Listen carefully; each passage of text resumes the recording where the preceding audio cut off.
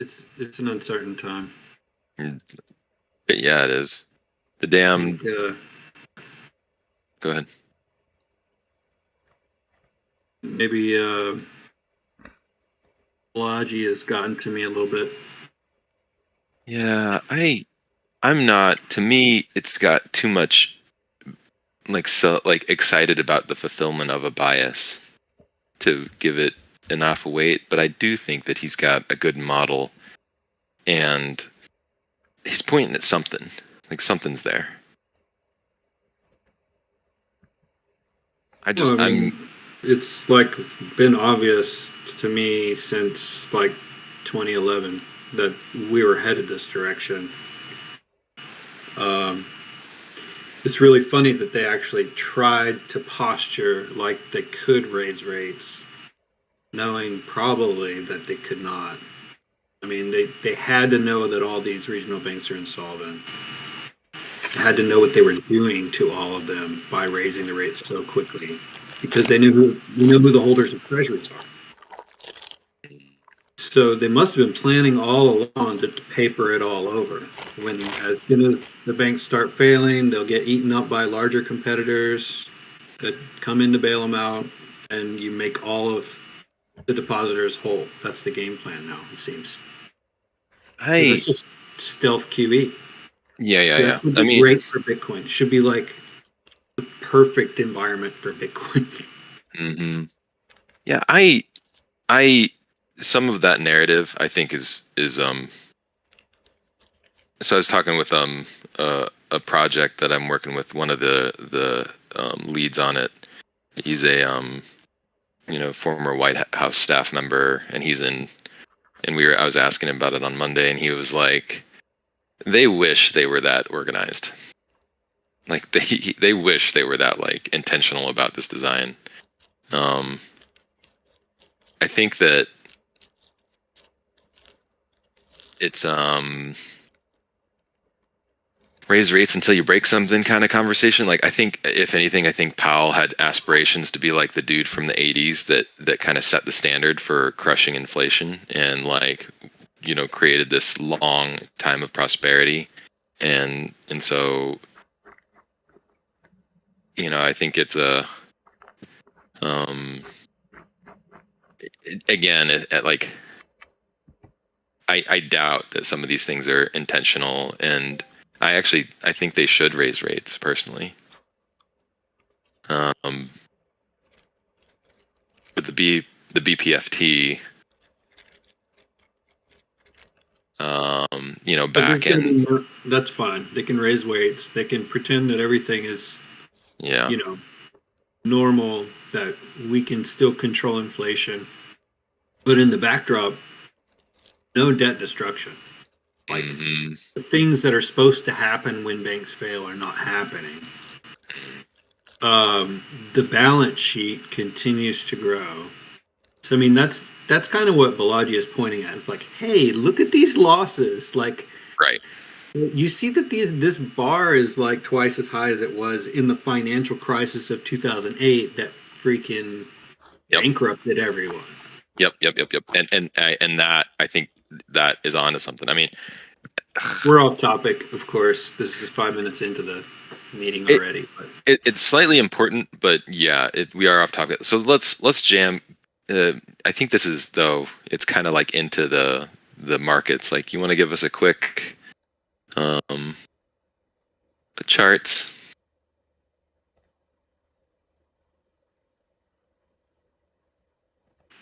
yeah, let me just move something real quick to another screen. That'll make it easier. It's there. Yeah, TradingView has some new ticker pairs listing on there when you look for the bank token now. Yeah. Oh, great. Trading Oh, view. really? I Yeah, didn't know Share a that link. they got like the DAI pair, they got the proof of stake, ETH They pair. changed a lot of stuff. They got a couple different TradingView calculations now. Um, yeah, I just You got a noticed. link? I mean, it's just when you add the ticker to TradingView. Yeah, so if you click the plus sign in TradingView, that's how you like add a ticker to your portfolio. You can just type in bank and it'll give you all the bank pairs that exist. Oh man. Um, so I'll have to check that out. But right now, I've been just kind of focused on these alt ratios. So we'll look at that real quick, and then I'll just hand it back. Yeah. Maybe we'll look at Arbitrum too, because that's a fun chart because it's brand new. Okay, let me share. Tradingview.com, right? Yeah. Tradingview.com, correct. Okay. And if you guys want to get subscriptions to TradingView, and I suggest it because you get lots of alerts and more capabilities, wait until Black Friday, because you get it for like less than half off. They have a huge sale, but Yeah. or you could go month to month until then. All right, so this is total crypto market cap. I'm zoomed way in. Let's zoom out. So 3 days is like the whole like way down. You see the breakout there at the end of the chart. That's doing something kind of weird. It's kind of just gyrating here, which is potentially bullish, also potentially bearish. Whichever way it breaks out of this, it's going to move pretty good. But it's holding breakout levels. We are not like going bearish territory at all after this move that Bitcoin has done. And I say Bitcoin because this is total crypto market cap we're looking at. If we just go to total 2, which is everything except Bitcoin, you see we're still under the breakout level. So it has not signaled a technical breakout for total 2. Same with total 3, which is everything except for Bitcoin and Ethereum. Even worse, not even pushing on resistance. So what we're seeing is that total 3, which is all the alts except for Bitcoin and ETH, are not as strong as the majors. What happened last week? Go ahead. Oh, sorry. He sneezed. That was a sneeze. Oh, so that happened last week, and that's what when you see this drawdown here. So this is against ETH. It's not as dramatic here, and I'll zoom out a little bit so you can see where we were. Kind of worst case scenario for alts would be like the same market cap as ETH, and that's happened before. So if this slips, there's really nothing stopping it just melting down into ETH. Same thing with Bitcoin. I redraw this line because we're sitting at a level that was defended back here. You really could kind of say we broke it already if you draw it there. But we'll give it a benefit of the doubt. Looks like we got a little bounce here, so I'll set my line in the sand there, but I'm not going to move it after that. If this breaks down, I'm pretty much getting out of everything that I don't have conviction in long term and moving to Bitcoin. Whoa. Because down here is 45. I mean, you're gonna lose half of your Bitcoin almost. Waiting this out for a bounce, and who knows if it bounces down here. It probably should. Those levels usually are conserved with these long-term trend lines, but you never know. So Bitcoin. Let's focus on Biddy for a little bit. We'll see if we can see anything up close. The 15-minute chart. This is my breakout alarm setting here. If it starts to fly, it'll go off. But we're above the 382, which is great. And we're just kind of chugging. It's like fake dump, which just got bought right up. And other than that, it's just kind of sitting there or gyrating, I guess is what I called it earlier. ETH kind of doing the same thing. So we're in lockstep here, just waiting for direction. Up, everything's gravy, and it probably like more people jump in. Down, and who knows.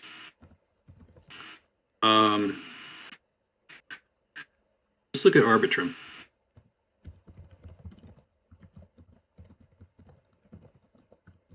This is on Coinbase. So I kind of drew a channel here. I was trying to hoping that it would like keep this ascending pattern. It's pretty much broken out of that now. I mean, this is a 15-minute chart. So I consider this a significant breakdown. I don't know that it's going to recover that trend again. So I'm ready to cut my ARB. If you want to hold it for governance, it's great. I mean, it's probably a great chain long term because people are building on it like gangbusters. But so I do not fault anyone that wants to hold, participate in governance, but personally, I'm out. Bank. Let's see what we can see about bank.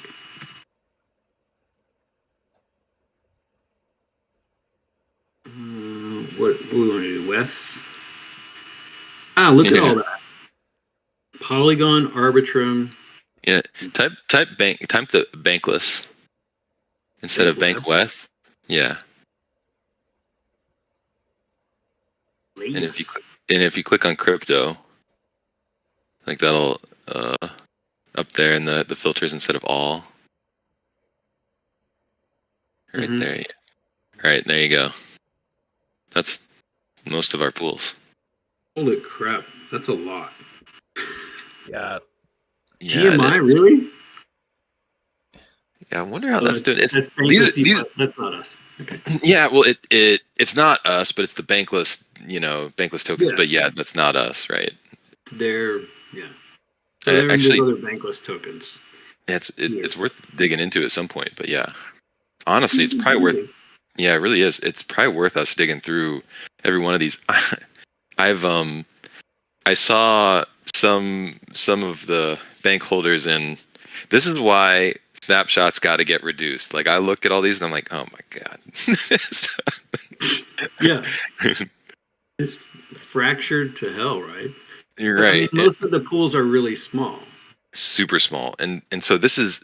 So here's a few really cool points on this. Is that one, the DAO totally permissions, so 100% A-OK.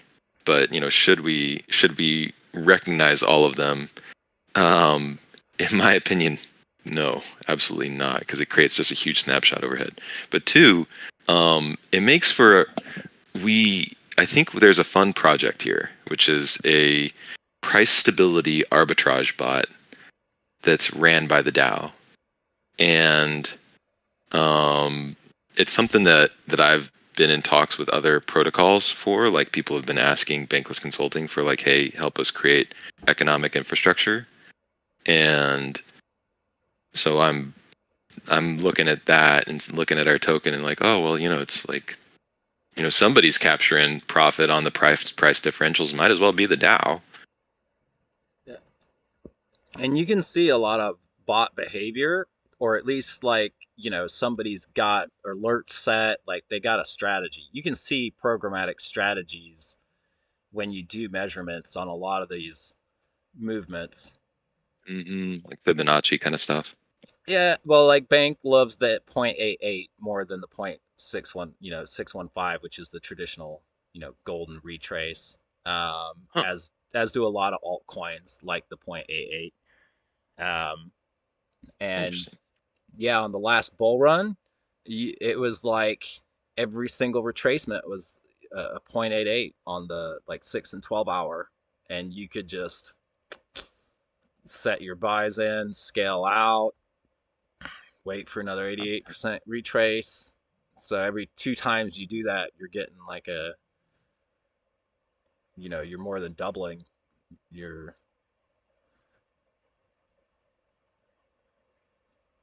It's doing something insane today. I don't know what this candle is, but I still somebody sold X at 0.8. Is it been confirmed? Really, the only problem with Hex, right, was kind of supply issues. That one dude's address being it's pretty bona fide now, isn't it? Or is it just something people love trading? I don't know. Yeah, I just follow the chart because it's insane, but I I don't have the inside information on Hex or their tokenomics or what the hell's going on. I mean, it's supposed to be like another blockchain. Like, so there should be people building on Hex. Like, didn't he just fork Ethereum and then Yeah. it's like a I don't know. Yeah, That's we're out of context though. Sorry. Yeah. Okay. So a few things though, is I do think that just to highlight, we've got, you know, here I'm gonna share screen. We've got some fun. I think, I don't know if this is accurate. TradingView may have the wrong image here because that's the other bank token. yeah. They had it until they just did this update. This new update that they did, just for whatever reason, put all those tokens into. They used like it used to be separate, where there was just like a couple pairs on TradingView. I wish I could see the like link me to the actual pool. Like I want to see the Where they're pulling their data. yeah, like I want to see the actual, you know, AMM analytics versus the you know, because it just, I tend to get, you get a lot more information. Like this is amazing for charts, but I'm actually looking for like technicals. And to make sure they match. Yeah, really. Like this is what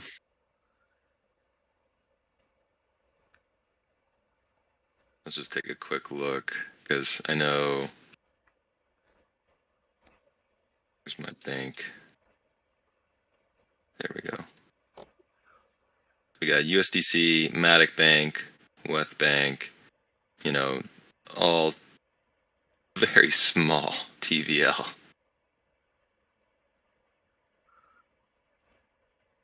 Anyway, it's, I think just some interesting things, you know. So Lee, very small, and somebody's crushing it in terms of USDC Bank, 1,000, like $600 in total volume locked, and somebody's eating in slippage. But at $10, they're collecting a good chunk of. That's a great for them. Very interesting. Okay, there's a good chunk of fees there. Okay, well, let's jump through at least some of the bigger pools, and just take a quick look at everything. So.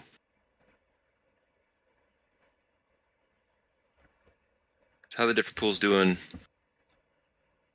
Balance pool.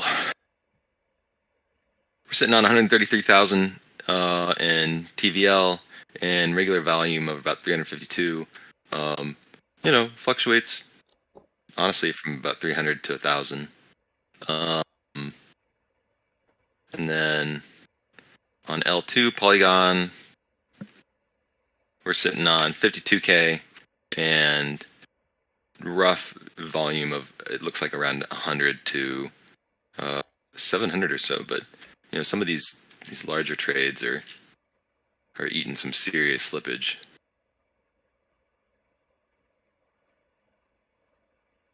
Yeah, and people are topping up. People are generating. It's a 0.1% APR. Interesting. And then over to Sushi, sitting on 20K roughly of liquidity and 150 of volume. You know, fluctuates. It seems like some unique trades get routed to this. Like I still think like there was a 17K trade in here a while back. So I do know that I tested that pool a little while ago. I think it was like, not a lot, but it didn't give me back the WEF. Oh, did you deposit into it? Mm-hmm. Hmm. Yeah, so it's definitely not one that we should probably calculate in the something's off with it. But- Yeah, well, so sushi, like it probably gave you back WETH rather than ETH. Mm-mm. I don't know, maybe. Yeah, it's because sushi's good, you know, like Mm. in terms of like vettedness. You know, I used to be a huge sushi fan.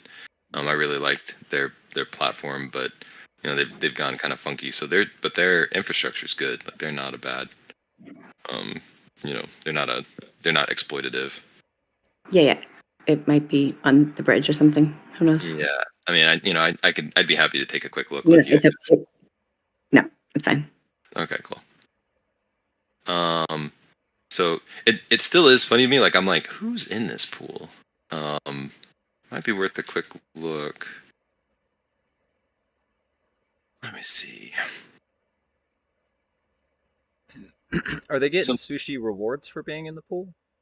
oh no, No. no. That's Yeah. and that's what you have to use like X token or some of the other decentralized platforms. You know, it's interesting to talk about layers of permissionless involvement. You know, it's like Aave. It's decentralized but permissioned. You know, versus like Rari was decentralized and permissionless, and so anybody could kick up a lending pool, for better or for worse. Um, and so sushi is permissionless creation, but if you want yield or like yield to it, you have to like get their permission and you Gotcha. know incentivize it. Yeah, you get the idea. Because and then I just recently understood with Balancer, it's programmatic. So you get the BAL as long as you're staking, but obviously the more you're staking and putting in the liquidity pool, the more BAL you get. That's right. They gamified their and they created a permissionless marketplace for incentives to be allocated based on, are you the current winner of the Monopoly game? And so people that have tons of VE BAL can allocate to the pools that they want to have it. And I'm not the biggest fan of that. It's because it's kind of like Monopoly. If like you got a hotel on Park Place and somebody lands on it, you're screwed. And so like it's the longest term in people that are involved. Like it creates a game that rewards people that have been in it the longest Well, and that and aren't are leaving, right? Like that was the problem, exact. is that whales would just continually, 100% pull their liquidity out as soon as they're done. This at least keeps some in the game. Is Right. Yeah. It's lots of things there, but yeah, it's an interesting examination of hmm. game mechanisms. And there's VE33. Anyway, we can talk about these things in a second, but let's jam through on the bank token and talk about just some of the high level working group updates and like. Um, looking good on Bank ETH 308. You know, and daily volume of 1.36, which is great. You know, so those fees just cranking up. So bank for ETH, ETH for bank. People are swapping back and forth. And people are topping it up too. It's good. It's good. I think just an important acknowledgement is see what the bankless vault, how much the multisig holds.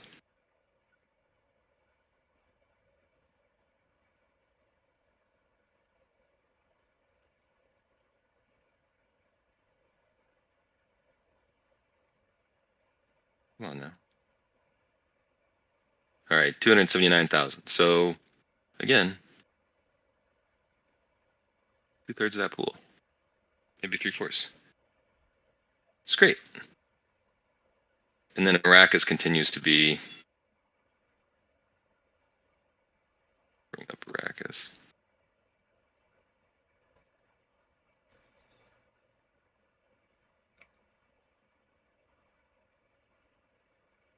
It did a snazzy redesign, which doesn't work on my Google. So we're sitting on 6.91 APR, which is great.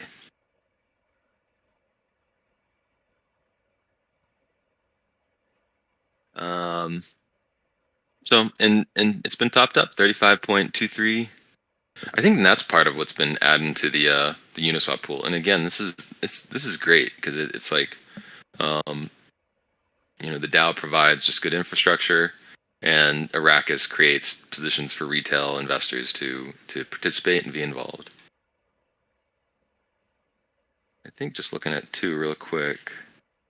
So we're sitting on 10.07 ETH and 1.1 bank. So continues to climb day in, day out. It's a good little moneymaker.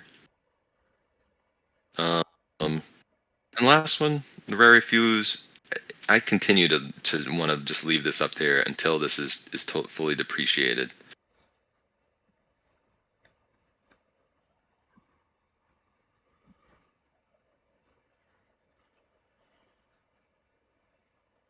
And the network might be slow, so.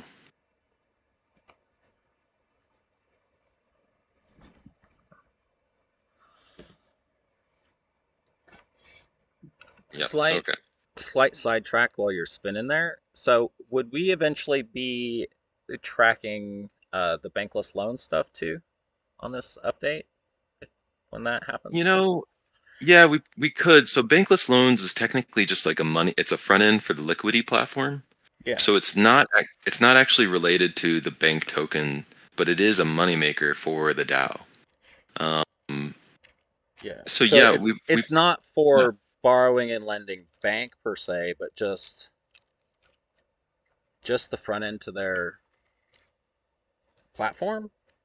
You got it. It's they created a protocol and kind of like Uniswap created the protocol, and then they said, hey, who wants to feel free to create a front end, and they also created a front end. Their front end is OFAC compliant, while anyone could create a front end on the Uniswap protocol and do and that's permissionless. Okay. Liquidity did the same thing. They're like, here's the guts. Here's a default front end. Customize it the way as you will. Okay. So we're still sitting on. Be able to watch it. Yeah, we'll be able to watch it and pay. Yeah. Okay. See how are we doing there? I think it's worth probably a check-in because they've been stalled out for about a year, honestly. I might just ping them real quick. Well, yeah, that's what I heard. Some recent chatter from them, and I think there was a discussion in the forum posted semi-recently. That's why I was just curious. And then I've checked out their site, but it's kind of like a mock site.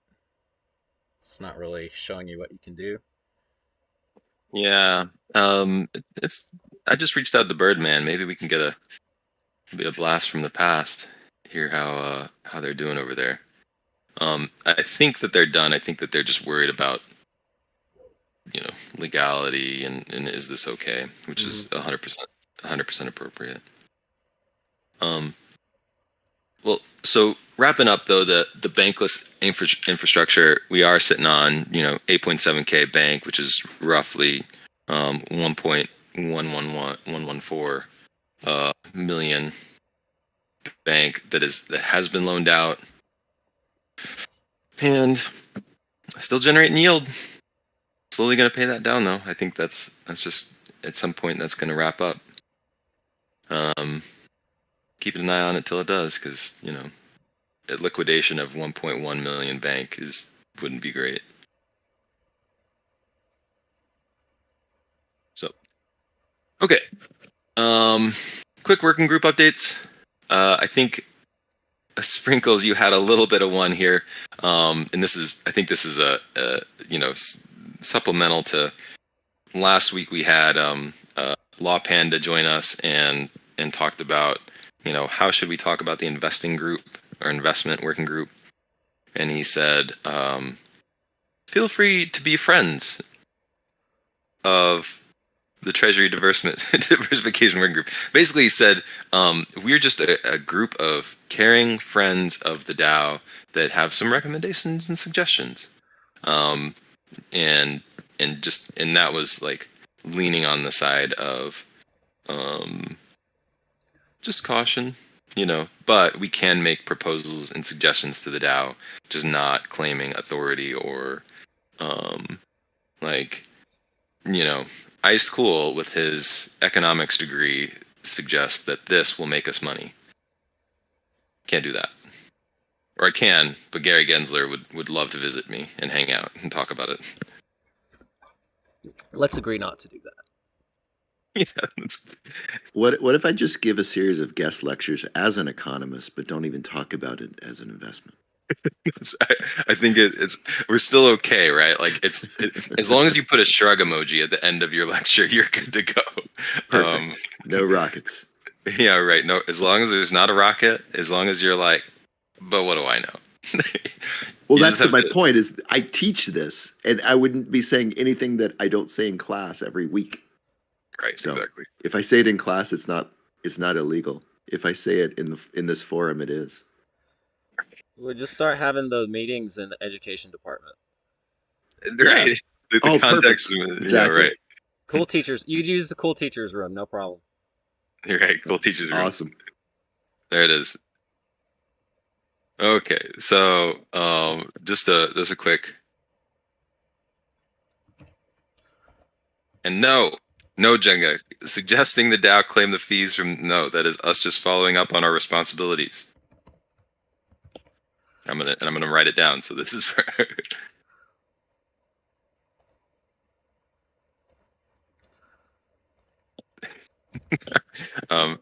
that's in all caps, not for you.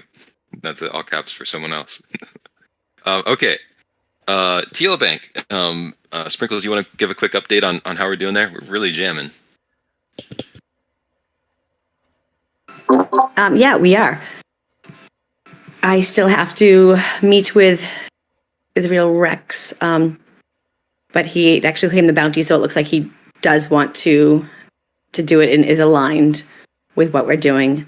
I spoke with marketing yesterday, and kind of roped them in that it's going to be an internal kind of campaign to draw attention to Bankless DAO members.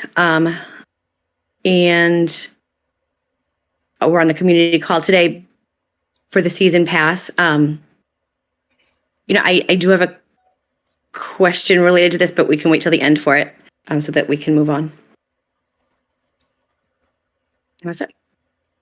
Perfect. Sounds great. From the community call, yeah. And just for awareness too, I was going to talk about tokenomics at large and also draw attention to TL Bank and season pass and just like all the changes so that we start hammering. Here's the changes, and then we make the changes. Season pass, I need to finish up just the temp check and put that up, and then loop in Ernest into a DM with Patrick. Patrick's going to join us in tokenomics and talk about unlock, and Ernest, they've already got their setup for like unlock. You've been playing with it on in your own Discord. Yeah, nothing like fancy. Just the Discord, collab, easy to verify whether you have the NFT, the unlock NFT or not, and then bam, like perfect. Yep. Great. Moving right along. And then lastly, proposals.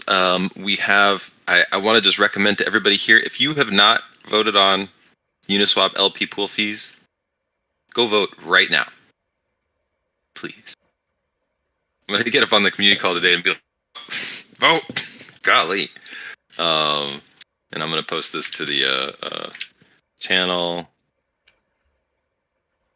Yeah, the format too. If you can, there's a few governance proposals. If there's just a few each weekend, and we just get, like we're meeting quorum on these proposals once the word gets out, and people go vote. So, the clear proposals have Yeah, and that's I think that's an excellent point on that proposals. I think the ones that haven't gotten quorum or that struggle with getting quorum, it's actually partially a like the clearer and cleaner a proposal is, the better, the easier it to digest and vote on. And the more complicated ones, I think, is just harder. And so it generates questions, and people don't vote, or people are like, "I'm not sure. Is it yes or no?" So I think that's a governance department conversation, or even like how to write, please. But other than, I think just other proposals is Bear and I are jamming through a liquidity concentration proposal. That's on my to do. I'm going to dedicate an hour to it today. I think we're actually really close. And that'll just be like moving liquidity around to maximize the depth for places that are the most beneficial to the DAO. And then, yeah, we got a few things in the works, but that's kind of the big high level. Sprinkles has created this cool little section called questions. And she says there's 2 season pass proposals that are still live on the forum. Do either of these fit now? Guest pass temp check. This is more for the guest pass component of the season pass, so not. I think this is separate. And the guest pass value align. No, this one's depreciated. In fact, this is an ancient January 20. Deprecated or depreciated? Deprecated. Okay.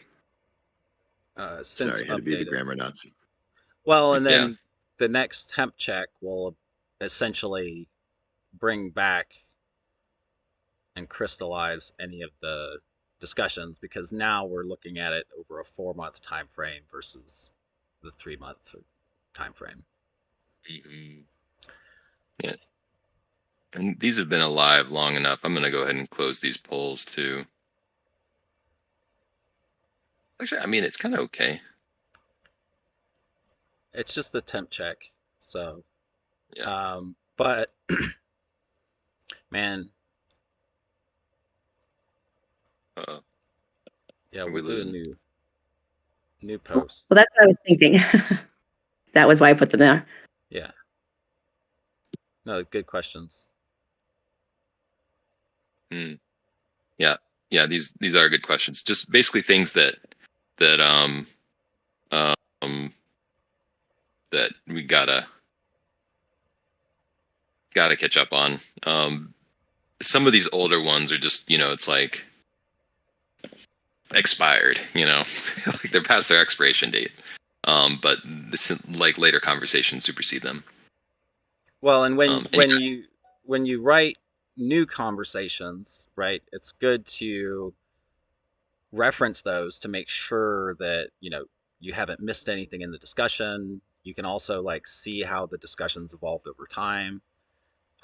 One of the things TrueCat's kind of working on in the governance work stream is kind of having a reference library of sorts, so that it's just easy to link and follow some of the like discussions, temp checks, proposals,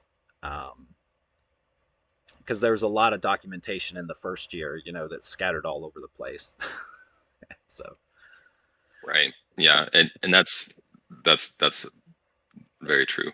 it's a low priority, but ultimately, right, it would just be nice to have a kind of library that showed you some kind of history of discussions. Mm-hmm. Yeah. So that's basically it for this meeting. I think that we're jamming right along. I do think tokenomics, there's some things it's worth us keeping an eye on. The different liquidity pools, and TradingView is actually kind of cool there. Although TradingView is really good for trading. I'm still kind of looking for I want like a market maker tool. Like something, because I want to. There's so many dang tools in so many different places. I think that one of my buddies was sharing. Like that revert. Yeah, revert. This revert looked interesting. And also in Balancer has they have a APY.vision, but you gotta like pay hundreds of dollars for it. And I'm like, nah. And it's not great. But anyway, it's something for later. Like I think we tried creating a dashboard. There was enough difficulty with it that it fell by the wayside. I think that there's some more work to be done there, but it's like a good dashboard, a good like comprehensive platform that collects all these things would be great.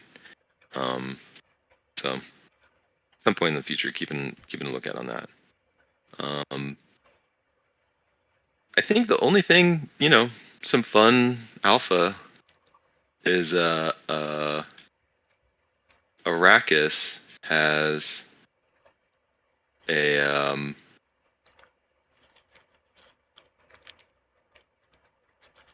they have if you have not claimed your airdrop, go claim your airdrop. Did they finally have an ARB pool set up after all of my efforts? Oh my gosh! Yeah, after all your efforts. In fact, it was yesterday afternoon, and it's currently sitting at a 94% APR. Yeah, I'm sure it's amazing. Yeah, so wish I'd known that before. I was like, not your fault, my fault. No, yeah, I know it.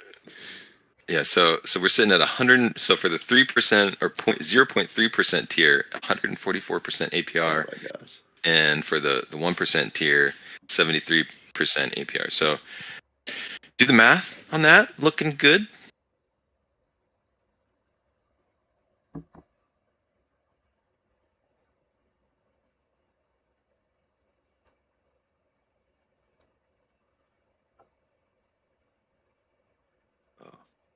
Yeah. So you wanna ape in here.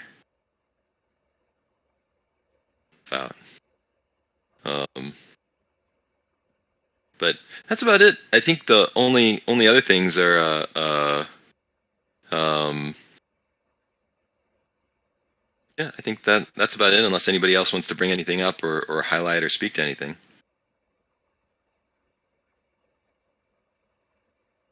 I'm just trying to look at that and understand it. But if you wouldn't mind taking a second before the community call, that there's some slides at the end. I didn't know if you wanted to share them to get attention to the season pass. And I can look at this more later because. Yeah, I mean the Arrakis pool is that's just fun. Mm-hmm. Oh, nice. Did you write these up? This is great. Yeah. All the proposals are at the end on the last page. But I see an error on the last one page.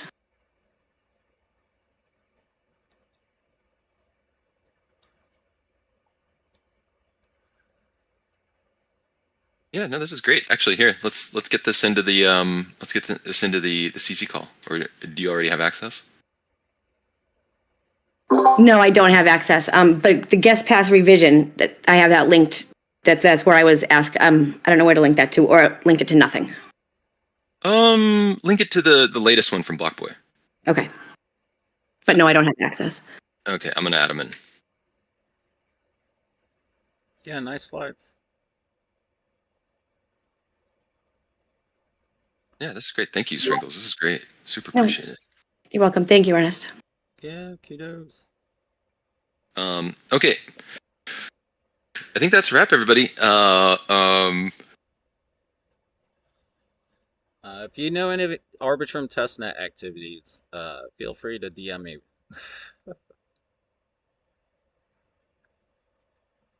Yeah, and just a high level. So, real quick. So I need to get, bank on Sepolia and get more on Goerli, because I know you need some earnest. So just a call out. Real quick for Jenga, KuCoin and other centralized exchange. No, the answer. Do we want to get listed there? Not right now. Absolutely not. We would. One, generally they ask for some component of liquidity, and two, it would generate just additional froth in terms of volume that we would not gain revenue around. So like we've got it to DeFi only is great. Full stop. Better to put that money into building a bot. Yeah, exactly. Honestly, and then more at some point, like maybe in a year or something, we look at listing on some centralized exchange, maybe Binance, maybe Coinbase. But it's what happens when we get listed on some exchange is it generates initial volume, and then it's just a ton of speculators and not even people that are like, unless we get our mechanisms designed really well, it just becomes down pressure. Like people exploiting the coin or exploiting the speculation on the token super hard. So no, it's fun. It's exciting. It's like, oh, and look, we're getting listed somewhere, but they want us listing there because they're the market maker and they generate tons of fees on, like they're the house. So of course they want you to gamble there. So I have a default response. Feel free to loop me into any DMs. But the TLDR is Bankless DAO is at this point not currently ready to be listed on any centralized exchange. Appreciate your interest and outreach. We'll talk with you soon.